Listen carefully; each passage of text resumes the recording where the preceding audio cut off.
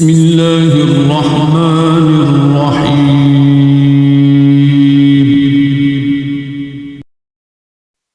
إذا جاء نصر الله والفتح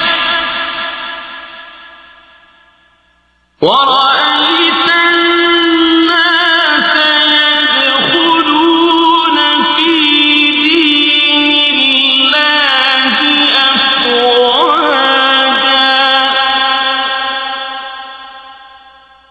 فسبح